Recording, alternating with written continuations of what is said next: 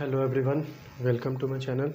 तो आज हम लोग पढ़ेंगे आपका pair of linear equation in two variable. ठीक है, तो ये वीडियो स्टार्ट करने से पहले मैं बता देना चाहता हूँ कि मेरे एक क्वाड्रेटिक इक्वेशन के वीडियो पे शायद किसी ने कमेंट किया था कि मेरी वीडियो बहुत छोटी रहती है। ठीक है, तो मेरी वीडियो छोटी रहने का कारण क्या है भाई, क्योंकि मैं बहुत प्रिसाइज वीडियो बनाता हूँ। उसमें क्या होता है कि मैं जो भी जैसे एडिटिंग का पार्ट है, जो भी मैं इरेज करता हूँ या एडिट करता हूँ, लिखता हूँ, वो पार्ट को मैं चाहता हूँ कितना भी मिनिमाइज करना। उसका दो कारण है। पहला तो जिस मैं फ़ोन से रिकॉर्ड करता हूँ वो फ़ोन में स्टोरेज की थोड़ी प्रॉब्लम है। ठीक है, पहला वो प्रॉब्लम है। और सेकेंड प्रॉब्लम है कि आप जो जो वीडियो रिकॉर्ड होती है वो 2-3 जीबी की बन जाती है। ठीक है, 3-3 जीबी की बनने से क्या होता है कि उसको अपलोड करने में दिक्कत होती है। आप देखोगे तब भी आपको कंटेंट उतना ही मिल रहा है, लेकिन आपकी एमबी ज़्यादा खर्च होगी। ठीक है, तो अगर 10 मिनट की वीडियो है तो ये मत सोचो कि उसमें कंटेंट नहीं है। ठीक है, आप उसको खोल के फास्ट फॉरवर्ड करके मतलब 5 मिनट टाइम दे के देखो, तब आपको पता चलेगा कि उसमें 100% कॉन्सेप्ट है। ठीक है, और मैथमेटिक्स में मेरी वीडियो छोटी होने का एक और कारण है कि मैं पूरा थ्योरी एक पार्ट में कवर करता हूँ और एग्जाम्पल अलग से करवाता हूँ। इसमें बहुत कम ही मैं एग्जाम्पल डिस्कस करता हूँ, एग्जाम्पल मेरा अलग से रहता है, अलग से वीडियो में क्वेश्चन डिस्कशन और एग्जाम्पल दोनों साथ में रहता है। तो दोनों को कंबाइन करोगे तो मेरे वीडियो अप्रॉक्सीमेटली आधे घंटे के या 45 मिनट के बन जाते हैं। तो कंटेंट कहीं से कम नहीं है आपको। ठीक है, ये मत सोचो कि कंटेंट कम आपको मिल रहा है या ऐसा कुछ बात है। ठीक है, वीडियो एक बार चेक किया करो, तब आपको पता चलेगा कि जितना मैं पढ़ाता हूँ सफिशिएंट है, मोर देन सफिशिएंट है आपके लिए। ठीक है, तो इस वीडियो में हालांकि मैं पेयर ऑफ लीनियर इक्वेशन में आपके सामने चलो इरेज करके देखूंगा। देखना ये वीडियो ऑटोमेटिकली, हालांकि ये चैप्टर तो बड़ा है ही, ऑटोमेटिकली वीडियो लंबी हो जाएगी। और मेरी आदत है कि मैं काम पे ज़्यादा ध्यान देता हूँ, फालतू की बात नहीं करता हूँ ज़्यादा। ठीक है, इसीलिए वीडियो बड़ी नहीं है। वीडियो बड़े करने का बहुत सारा तरीका है। मैं एक लाइन लिखूँगा, 4 लाइन आपको बोलूँगा, एक ही लाइन को 5 बार रिपीट करूँगा, तो उससे वीडियो बड़ी होगी। मेरे को ही फ़ायदा है, मुझे मेरा वॉच टाइम बढ़ेगा। ठीक है, तो इसीलिए मैं बोल रहा हूँ कि चलो स्टार्ट करते हैं। इसीलिए बोल रहा हूँ कि वीडियो पे मत जाओ, वीडियो के लेंथ पे मत जाओ, खोल के चेक करो। अगर कुछ देखो, ऑनलाइन प्लेटफॉर्म पे मेरा भी पहला ही साल है। ठीक है, मेरे को एक्सपीरियंस नहीं हो जाए, जैसे जैसे एक्सपीरियंस बढ़ेगी तो मेरी मतलब वीडियो क्वालिटी भी बढ़ेगी ऑफ कोर्स। तो उससे क्या होगा कि आप लोग को कंटेंट अच्छा मिलेगा। मान सकता हूँ अभी थोड़ा बहुत जैसे एरर आ जाता होगा कभी कभी, तो उतना आप लोग टॉलरेट कर सकते हो। ठीक है, मेरे को वीडियो हरी में रिकॉर्ड करना होता है, जल्दबाजी में रिकॉर्ड करना होता है, कभी कभी कुछ मैं बोलने के लिखता कुछ और हूँ, उसको प्रोनाउंस कुछ और कर देता हूँ। या फिर जब मैं सॉल्व करता हूँ सामने आप लोग के, तो कहीं कहीं आपका एरर आ जाता है, आपका कैलकुलेशन एरर, क्योंकि जल्दबाजी में ऐसी छोटी माइन्यूट मिस्टेक हो जाती है। ठीक है, तो और जल्दबाजी में क्यों रहता हूँ, क्योंकि मेरे फ़ोन में स्पेस की थोड़ी सी दिक्कत है, उसको मैं रिजॉल्व करने की कोशिश कर रहा हूँ। उसके बाद अपन आराम से सॉल्व करेंगे, आधे घंटे के वीडियो आराम से बनाएंगे, सॉल्व करेंगे। ठीक है, तो चलो जल्दी से स्टार्ट करते हैं pair of linear equation in two variable. तो 9th में आप लोग पढ़ के आए होगे linear equation in two variable. ठीक है, नहीं पढ़े होगे तो पढ़ लेना भाई, नहीं तो मैं अपने जब 9th का सेशन स्टार्ट करूँगा तो उसमें तो मैं पढ़ाऊँगा ही। ठीक है, अभी मैं 10th का पढ़ा रहा हूँ। तो पेयर ऑफ लीनियर इक्वेशन, तो आप लोग linear equation in two variable क्या पर क्या, ये वाला ax plus b y equal to 0। ठीक है, इसका एक एग्जांपल मैं ले लिया हूँ नॉर्मल सा, 5x plus 8y equal to 13। ठीक है, तो इसका एग्जांपल से इसका सॉल्यूशन क्या होता है कि x, y, x और y की ऐसी कौन सी वैल्यू मैं रखूँगा। हीट एंड ट्रायल से भी रख सकते हो, नहीं तो मैं इसका आगे बताऊँगा प्रोसेस कि कैसे आप रखते हो, वैल्यू कैसे फाइंड करते हो। तो हीट एंड ट्रायल से मैंने 1 रखा तो देखा हाँ सेटिस्फाई कर गया मेरे को। 8 8 5 कितना 13 होता, 8 9 10 आपका 13। ठीक है, तो 1 सेटिस्फाई कर गया, 3 5 रखा मैं तो सेटिस्फाई नहीं किया, तो ये इसका एक सॉल्यूशन हो गया आपका। ये सॉल्यूशन इसका नहीं होगा। ठीक है, तो ये तो आपका linear equation in two variable, 2 variable है यहाँ पे। ठीक है, अब पेयर ऑफ लीनियर इक्वेशन क्या होगा, ऐसे ऐसे 2 इक्वेशन आ गए, जैसे यहाँ पे आ गए a1x plus b1y plus c1 equal to 0, a2x plus b2y plus c2 equal to 0। तो पेयर ऑफ इक्वेशन आ गए। ठीक है, पेयर मतलब क्या, 2 इक्वेशन ऐसे आ गए। तो एग्जांपल के तौर पे मैंने ले लिया x माइनस 2y और 3x plus 4y equal to 20। ठीक है, तो ये दोनों एग्जांपल, इस पर मैं आऊँगा बाद में डिस्कस करूँगा। ठीक है, तो देखो ये हालांकि क्या है, ये कुछ नहीं, एक पॉइंट है। ठीक है, पॉइंट कैसे है, तो जैसे कि मैं ये इस इक्वेशन को थोड़ा सा ट्रांसफॉर्म करता हूँ। ठीक है, नहीं चल रहा, रुक जाओ। इस इक्वेशन को मैं थोड़ा सा ट्रांसफॉर्म करता हूँ, तो इस इक्वेशन को मैं क्या लिख सकता हूँ, 8y equal to minus 5x plus 13 लिख सकता हूँ। देखो मैं कुछ नहीं किया हूँ, यहाँ ले गया हूँ, तो y इक्वल टू मैं क्या लिख सकता हूँ, -5/8 x प्लस 13/8। ठीक है, तो y equal to mx plus c। ठीक है, तो ये क्या होता है, y equal to mx plus c, equation of line. नहीं पढ़े हो तो जान लो, यहाँ पे जान लो, नहीं तो अगर 9th में मैं पढ़ाऊँगा मैथमेटिक्स में है ये चीज़, ठीक है। तो मैं जब कभी कोऑर्डिनेट ज्योमेट्री या कुछ ऐसा कोई एक चैप्टर में है तो वो चैप्टर जब कवर करूँगा मैं तो उसमें आपको पढ़ा दूँगा, ठीक है। नहीं पढ़े तो यहाँ भी सीख लो, कोई इसमें रॉकेट साइंस तो है नहीं। इक्वेशन ऑफ लाइन क्या होता है, वाई बराबर mx plus c equation of line, ठीक है। यहाँ पे m क्या आपका स्लोप है, m स्लोप है और c आपका इंटरसेप्ट है, ठीक है। तो y equal to mx plus C से आप क्या करते हो, ये आपको पॉइंट इस लाइन पे जो x और y की वैल्यू है, मतलब ये पॉइंट इस लाइन को सेटिस्फाई कर रही है, ठीक है। तो कैसे सेटिस्फाई कर रही है, मैं y का वैल्यू 1 रख रहा हूँ। मान लो आप इस पॉइंट को कैसे फाइंड करोगे, ठीक है। तो सबसे पहले तो आप x की वैल्यू 0 रख दो, x की वैल्यू 0 रखोगे तो y की वैल्यू क्या आएगी 13/8, ठीक है। लाइन को मान लो आपको ड्रॉ करना है, यहाँ मैं समझा रहा हूँ, लाइन को ड्रॉ करना है xy प्लेन पे, तो पहले x की वैल्यू 0 रखे तो मैं देखा कि y की वैल्यू मुझे मिली 13/8, कहीं यहाँ मिलेगी, ठीक है। अब मैं y की वैल्यू 0 रखूँगा, x की वैल्यू 0 रखा तो मुझे y मिला, y की वैल्यू 0 रखूँगा तो x कितना मिलेगा मुझे, देखो x मिलेगा मेरे को -13/8, 8 से 8 कटा आपको 13/5 मिलेगा, है ना। मेरे हिसाब से 13/5 मिलना चाहिए। देखो यार यहाँ पे 0 रखो ना, 5/8 हो गया, 5/8x इक्वल टू 13/8, तो आपका 8 से 8 कटा तो आपका हो गया 13/5, ठीक है। कैलकुलेशन पे आप लोग भी ध्यान देते रहो। तो ये दोनों पॉइंट से एक लाइन ऐसे क्रॉस कर रही है, ठीक है। ये इक्वेशन बन गई लाइन की इक्वेशन ये वाली, ठीक है। ये इक्वेशन, इस लाइन की इक्वेशन ये बनी आपकी। तो ये इक्वेशन पे एक और पॉइंट यहाँ पे होगा 1,1 जो सेटिस्फाई करेगा इसको, 1 1 ऐसे बोल सकते हो, 1,1 इस इक्वेशन को सेटिस्फाई करेगा। तो और भी बहुत सारे हो गए, जैसे एक ये भी हुआ 13/5, 0, एक हुआ 0, ये, तो और भी इन्फिनाइट नंबर ऑफ पॉइंट्स होंगे यहाँ पे जो सेटिस्फाई कर रहे हैं इस इक्वेशन को, ठीक है। तो एक वन ऑफ द इसका पॉइंट आपको ये मिला, ठीक है। तो ये तो हुआ आपका ये लीनियर इक्वेशन इन 2 वेरिएबल। अब पेयर ऑफ लीनियर इक्वेशन में क्या सिमिलर प्रोसेस है, आपको बस यहाँ सिंगल लाइन के बदले 2 लाइन ड्रॉ करनी पड़ेगी। और ये मैं क्या लिखा हूँ, ये भाई सब टॉपिक्स है जो आपको इसमें पढ़ने हैं, ठीक है। मैं इसको इरेज नहीं करूँगा, यहाँ आपको बस टॉपिक समझा रहा हूँ। अभी हम लोग इंट्रो पढ़ रहे हैं, ठीक है। इंट्रो के बाद आएंगे ग्राफिकल मेथड पे, तो इसको इरेज करता हूँ। तो ये तो आप समझ गए, नोट करते रहना, ठीक है, साथ में।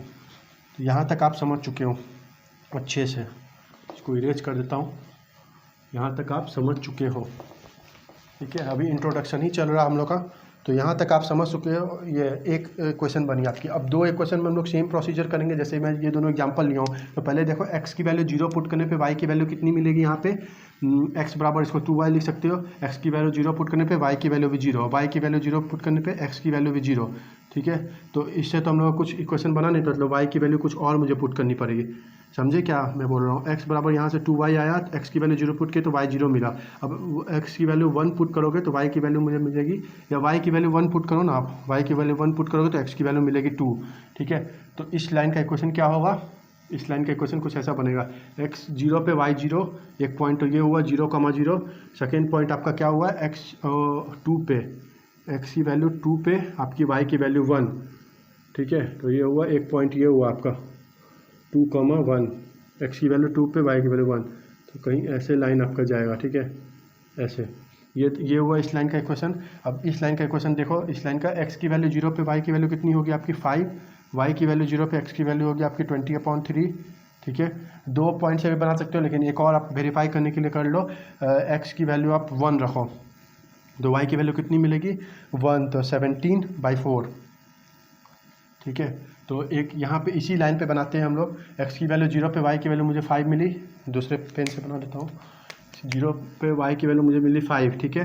अब y की वैल्यू 0 पे x की वैल्यू मुझे कितनी मिली 20/3, मतलब 6, करीब 6, ये 2 है, यहाँ कहीं 6 होगा, ठीक है। यहाँ कहीं मुझे 6 मिला, ठीक है।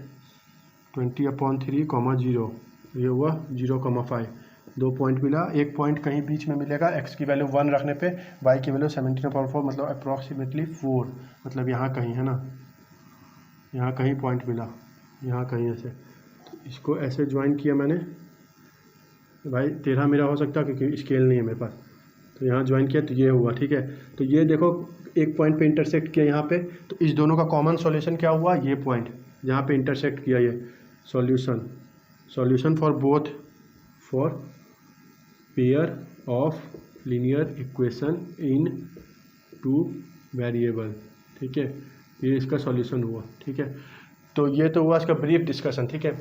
अब आप बोलोगे कि पूछ सकते हो कि ये इंटरसेक्ट ही क्यों कर रहा है, लाइन तो या तो इंटरसेक्ट करेगा या कॉन्साइड कर जाएगा एक दूसरे के ऊपर, या इंटरसेक्ट करेगा आपका ऐसे, या कॉन्साइड करना मतलब ऐसे, ठीक है, एक दूसरे के ऊपर लाइन हो गया, चढ़ गया। और थर्ड आपका क्या होगा, पैरेलल, ठीक है, पैरेलल भी हो सकता है। तो 3 कंडीशन लाइन के बनते हैं। तो 3 कंडीशन अकॉर्डिंग टू आप ऐसे भी देख सकते हो, मतलब आप एक एक का ग्राफ बना के ऐसे देख सकते हो कि कौन इंटरसेक्ट कर रहा है, कौन पैरेलल है, कौन कॉन्साइड कर रहा है। एक तो ये तरीका हुआ। दूसरा तरीका होता है कि आप एक मेथड में बताऊंगा, ग्राफिकल मेथड में, वो मेथड पढ़ते हैं, तो उससे आप इजीली जज कर पाओगे। उससे आप क्या जज कर पाओगे इजीली कि कुछ वैल्यू बस फाइंड करके आप समझ सकते हो कि वो कॉन्साइड करेगा या पैरेलल रहेगा या इंटरसेक्ट करेगा, ठीक है। तो मैं देखता हूँ ग्राफिकल मेथड, ठीक है। अब हम लोग ये टॉपिक पढ़ रहे हैं, टॉपिक लिखने की मुझे ज़रूरत नहीं है, मैं यहाँ टिक करते जाऊँगा जिससे टाइम बचे। तो ग्राफिकल मेथड में मैंने क्या बोला कि कुछ मेथड होता है, तो मैंने यहाँ क्या लिखा था, a1x plus b1y plus c1 equal to 0। Second equation था a2x plus b2y plus c2 equal to 0, ठीक है। तो यहाँ से जब मैं रेशियो निकालूंगा इसका a1/a2 equal to b1/b2 equal to c1/c2 अगर आ गया, ठीक है, एक तो ये कंडीशन आ सकता है, या आ सकता है a1/a2 equal to b1/b2 is not equal to c1/c2। एक तो ये आ सकता है, या एक आ सकता है a1/a2 is not equal to b1/b2। यही 3 कंडीशन आ सकता है। तो ये होता है आपका इंटरसेक्शन का कंडीशन, इंटरसेक्ट, जब दोनों लाइन इंटरसेक्ट करे। ये होता है आपका पैरेलल का, और ये होता है आपका कॉन्साइड का कंडीशन, ठीक है, कॉन्साइड जब दोनों लाइन कर जाते हैं। तो आप देखो खुद ही समझो यार। देखो ये जब a1/a2 मतलब आप क्या बोल रहे हो कि जैसे मैं एक एग्जांपल लेता हूँ, इसका एग्जांपल लेता हूँ, आप खुद ब खुद सब समझ जाओगे। जैसे मैं एक एग्जांपल लिया 2x plus 4y plus 9 equal to 0, ठीक है। और यहाँ मैं ले लेता हूँ 4x plus 8y plus 18 equal to 0। तो ये इक्वेशन को आप ध्यान से देखो क्या है, बस इस इक्वेशन पे मैंने 2 का मल्टीप्लाई कर दिया, ठीक है। तो 2 का मल्टीप्लाई करने से क्या होगा, जब मान लो ये कोई एक लाइन का इक्वेशन है, इसमें अगर आप 2 का मल्टीप्लाई कर दोगे तो इससे कुछ फ़र्क पड़ेगा लाइन को कोई फ़र्क नहीं पड़ेगा, वही लाइन है भाई, उसको 2 से मल्टीप्लाई करो, डिवाइड करो, जो करो, लाइन तो वही है आपकी। जैसे मान लो आप 0,2 है, ठीक है, आप अगर 2 से मल्टीप्लाई कर दे तो ये क्या हो जाता है 0,4, ठीक है। तो कहीं ना कहीं आगे तो 4 मिलेगा ही मेरे को, इस लाइन पे तो 4 कहीं ना कहीं आएगा ना भाई, 4,2 भी तो कोई पॉइंट आएगा इस लाइन पे। जैसे ये लाइन का इक्वेशन क्या था मेरा, x बराबर 2y था ना, x बराबर 2y, तो x बराबर 2y था, कि मैं क्या बोल रहा हूँ कि 4,2 भी आगे क्वेश्चन आएगा, तो 4 का मतलब 4 बराबर 2 इंटू 2, देखो सेटिस्फाई कर रहा, समझ रहे हो। तो मल्टीप्लाई डिवाइड करने से लाइन की इक्वेशन पे कोई फ़र्क नहीं पड़ता, बस आपको दिखने में अलग लगेंगे लेकिन दोनों एक्चुअली है एक ही लाइन, ठीक है। खुद देखो ना आप, यहाँ से 2 कॉमन निकाल दो, आप यहाँ से 2 कॉमन निकाल के यहाँ 0 डिवाइड कर दो, देखो ये सेम इक्वेशन बन जाएगा।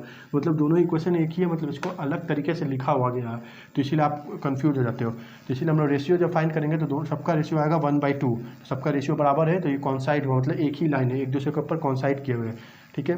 और ऐसे पैरेलल आप समझ सकते हो, पैरेलल में आपका ये दोनों एक्स वाई की वैल्यू सेम रहेगी लेकिन इंटरसेप्ट अलग हो जाएगा। तो मतलब एक्स वाई की वैल्यू सेम है, मतलब उसका स्लोप सेम है लेकिन इंटरसेप्ट अलग है। तो स्लोप सेम है, इंटरसेप्ट अलग, मतलब इस लाइन तो ऐसे ही जाएगी लेकिन एक्स एक्सिस को यहाँ 0 पे नहीं कट करेगी, कहीं और कट करेगी, क्योंकि इसका इंटरसेप्ट अलग है। तो वो क्या हो जाएगा, पैरेलल लाइन, ठीक है। और इंटरसेप्ट कब करेगी, जब ये दोनों बराबर नहीं है तो इंटरसेप्ट करेगी, पता ही हम लोग को कि बराबर नहीं तो कहीं ना कहीं मिलेगी वो लाइन, ठीक है। और लाइन एक ही पॉइंट पे इंटरसेक्ट करती है, जब ये बराबर नहीं रहेगा तो एक ही पॉइंट पे इंटरसेक्ट करती है, एक से ज़्यादा पॉइंट पे इंटरसेक्ट नहीं कर सकती है। एक बार इंटरसेक्ट कर गई तो कभी नहीं, इसीलिए इसका एक ही सॉल्यूशन होता है, ठीक है। तो अब सॉल्यूशन पे थोड़ा आते हैं, सॉल्यूशन की बात करते हैं। तो जब कॉन्साइड किया तो इसका आपका होगा कितना सॉल्यूशन, इनफाइनाइट। खुद ही सोचो, जब दोनों लाइन बराबर हो गए तो इसका दोनों लाइन एक ही है, मतलब इनफाइनाइट सॉल्यूशन है, ठीक है। पैरेलल है तो आपका क्या होगा कि दोनों कहीं नहीं इंटरसेक्ट करना, मतलब सॉल्यूशन मिलना मुझे। तो जब कॉन्साइड किए होते तो मेरे को हर जगह इंटरसेक्ट करते, मतलब इनफाइनाइट सॉल्यूशन। जब पैरेलल है तो कहीं इंटरसेक्ट नहीं किए तो मतलब नो सॉल्यूशन। और जब ये इंटरसेक्ट कर रहे हैं तो एक ही पॉइंट पे इंटरसेक्ट करेंगे तो वन सॉल्यूशन, ठीक है। अब इसी को हम लोग कुछ टर्मोलॉजी दे देते हैं, कॉन्सिस्टेंट और इनकॉन्सिस्टेंट, ये ठीक है, बस टर्मोलॉजी और ऐसा कुछ नहीं। कॉन्सिस्टेंट मतलब क्या होता है कि आपका ये दोनों जिसकी वैल्यू आप फाइंड कर लो, कॉन्सिस्टेंट, ठीक है, इक्वेशन, मतलब इसका आपको आंसर मिल गया, इसका सॉल्यूशन नहीं मिला तो इसको इनकॉन्सिस्टेंट भी बोलते हैं, ठीक है, बस टर्मिनोलॉजी थी, बस आपको ये ध्यान रखना था। ठीक है, अब देखो ये तो ग्राफिकल मेथड हुआ आपको सॉल्व करने का, ऐसे आप ग्राफ बना के सॉल्व कर सकते हो। ऐसे सबका ग्राफ बनाया करो, ग्राफिकल मेथड में कुछ नहीं, ऐसे आप जैसे मैंने ग्राफ बनाना सिखाया ब्लॉक करके, ब्लॉक डायग्राम से तो ग्राफ बनाओ और इसको सॉल्व करो और आंसर लाओ आपका। ठीक है, तो लेकिन आप बार बार ग्राफ भी तो नहीं बना सकते हो। क्यों नहीं बना सकते हो कि आप पेपर में आपको अगर जब तक मेंशन नहीं किया आप ग्राफ नहीं बनाओगे, क्योंकि ग्राफ में टाइम लगता है भाई, उतना स्पेस आपको चाहिए, उतना एरिया चाहिए, तब आप जाके सॉल्यूशन बता पाओगे उसका। ठीक है, तो इसीलिए कुछ अलजेब्रिक मेथड भी होते हैं इसको सॉल्व करने के।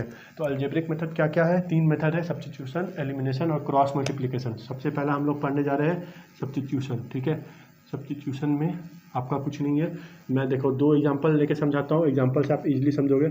2x + 5y + इक्वल टू ले लेता हूँ, माइनस यहाँ लेंगे, -5 इक्वल टू ये है, तो इक्वल टू आप ले लेता हूँ मैं यहाँ पे 6। ठीक है, एक मैं लेता हूँ 8x, अपने मन से एग्जांपल लेना हो तो आंसर पता सकता है। 8x + y = 5। ठीक है, तो सब्स्टिट्यूशन में क्या होता है कि हम लोग इक्वेशन 1 इसको मानते हैं, इक्वेशन 2 इसको मानते हैं। ठीक है, तो पहले इक्वेशन से किसी या तो x की वैल्यू या y की वैल्यू निकालो। तो x की वैल्यू मैं निकाल रहा हूँ यहाँ पे, 2x बराबर क्या होगा, यहाँ y ले जाऊँगा तो 6 - 5y, x बराबर क्या होगा आपका 6 - 5y/2। ठीक है, ये आ गया x की वैल्यू। अब x की वैल्यू को इसमें सब्स्टिट्यूट कर दो, सब्स्टिट्यूट कर दो। ठीक है, तो देखो x की वैल्यू यहाँ सब्स्टिट्यूट करो तो क्या होगा, 8 × 6 - 5y/2 ये प्लस y = 5। 2 से कटा ये 4 हुआ, 6 4 जा आपका 3 6 4 24, माइनस आपका यहाँ पे 5 था, -20y और प्लस y = 5।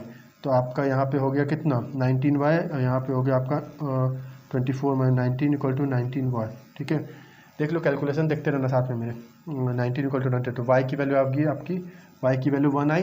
अब y की वैल्यू आप या तो यहाँ पे पुट कर सकते हो x की वैल्यू निकालने के लिए, या फिर से कोई इक्वेशन में पुट करके निकाल लो, बात वही है। तो y की वैल्यू 1 यहाँ पे मैं पुट कर रहा हूँ, तो x की वैल्यू कितनी आएगी, y की वैल्यू यहाँ 1 पुट करो तो x की वैल्यू आ गई आपकी 1/2। ठीक है, तो x y की वैल्यू हमें फाइंड करनी होती है, तो ये आपकी होगी सब्स्टिट्यूशन मेथड। ठीक है, इसको इरेज करने दो और आगे बढ़ते हैं हम लोग आपका एलिमिनेशन मेथड। देखो, एलिमिनेशन मेथड और क्रॉस मल्टीप्लिकेशन मेथड एक ही है, उसको बस 2 नाम से अलग अलग कर देने से अलग अलग हो नहीं जाता, वो दोनों एक ही है। एलिमिनेशन मेथड करने के लिए आप लोग को पहले क्रॉस मल्टीप्लिकेशन मेथड से हो के ही गुजरना पड़ेगा। ठीक है, तो मैं एलिमिनेशन समझा रहा हूँ, आप लोगों को दोनों समझ में आ जाएगा।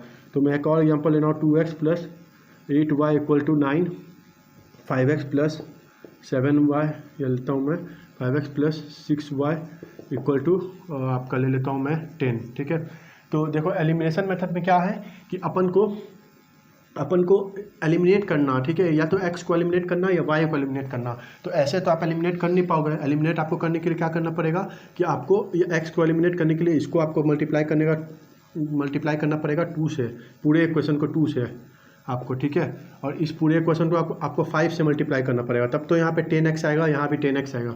ठीक है, ये आपको खुद मन में सोचना पड़ेगा कि मैं क्या ऐसा नंबर से मल्टीप्लाई करूँ जो दोनों कट जाए।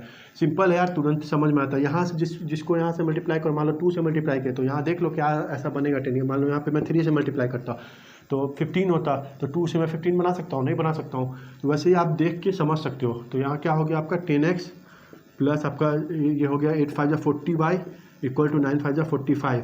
आपका ये हो गया आपका 10x + 12y = 20। ठीक है, अब माइनस कर दो, दोनों को सब्ट्रैक्ट कर दो, सब्ट्रैक्ट करने पे ये कट जाएगा आपका। ये 40 में से 12 घटाओ, 40 में से 10 घटाएगा तो आपका होगा 30, और 2 घटाओ 28y = आपका यहाँ से घटाओ 20 घटाओ तो होगा 25, है ना, 25 35 45। हाँ, तो y का वैल्यू आपका आ गया 25/28। ठीक है, जो भी वैल्यू आएगा भाई अच्छी सही सी वैल्यू आ गया, मैं तो रैंडम एग्जांपल ले रहा हूँ इसीलिए ऐसी वैल्यू आ रही है। तो ये जो भी वैल्यू आएगा y का, उसको निकाल के आपको किसी एक इक्वेशन में पुट कर देना, इस इक्वेशन में पुट करना, लेकिन ये 5 के साथ नहीं पुट करना, क्योंकि खामखा आपको ज़्यादा कैलकुलेशन करना पड़ेगा।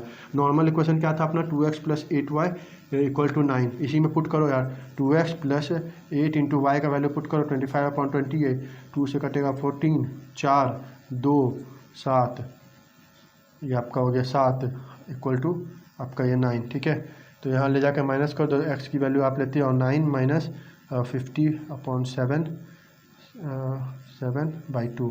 कैलकुलेट कर लेना भाई, मेरे पास कैलकुलेटर नहीं है, क्यों फालतू में यहाँ पे कैलकुलेशन एरर करूँ। ठीक है, कैलकुलेशन आपको अच्छा है, सिंपल ही रहेगा वो, तो मैं ऐसा एग्जांपल ले रहा हूँ इसीलिए कैलकुलेशन ऐसा टफ आ रहा। टफ नहीं है, 2 मिनट में हो भी सकता है वो, लेकिन मैं कॉन्सेप्ट सिखा रहा हूँ आपको, ठीक है। तो ये आपका हो गया ये। तो इसमें देखिए मैंने क्या किया था, क्रॉस मल्टीप्लाई किया था। क्रॉस मल्टीप्लाई क्या कि इसको 2 से मल्टीप्लाई किया, इसको 5 से मल्टीप्लाई किया। क्रॉस मल्टीप्लाई में भी हम लोग सेम करते हैं कि ऐसा नंबर खोजते हैं जिससे दोनों मल्टीप्लाई होके दोनों ऊपर भी वही एलिमेंट आ जाए, मतलब x या y में मान लो 10x आया या 10y आया, नीचे भी 10x और 10y बनाते हैं क्रॉस मल्टीप्लिकेशन के हेल्प से, फिर माइनस सब्ट्रैक्ट करके और आपको सॉल्यूशन फाइंड कर लेते हैं। सब्ट्रैक्ट करोगे तो x कट जाएगा, कोई एक वेरिएबल कट जाएगा आपका, एक वेरिएबल का आंसर आएगा, उस वेरिएबल को फिर से इक्वेशन में पुट कर देना और उससे फिर सॉल्यूशन आ जाएगा दूसरे का। हम लोग को मेनली x और y फाइंड करना, ठीक है।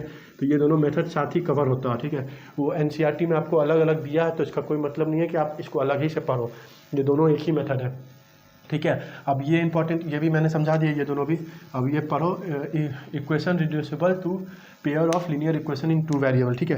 तो देखो ये इंपॉर्टेंट है। कभी कभी क्या होता है, आपको इक्वेशन ऐसा कुछ दे देता, 2/x + 5/y = 1/9 या 9, कुछ भी ऐसा दे देगा, ठीक है। 1/9 ही मानो या 9 ही मानो आप, ठीक है, चलो 9 मानो, ठीक है। तो ऐसा दे देगा आपको इक्वेशन। तो ये तो आपको क्या है, लीनियर इक्वेशन के फॉर्म में नहीं है, तो इसको आप रिड्यूस कर सकते हो लीनियर इक्वेशन के फॉर्म में। कैसे, आप 1/x को p सब्स्टिट्यूट कर दो और 1/y को आप q सब्स्टिट्यूट कर दो।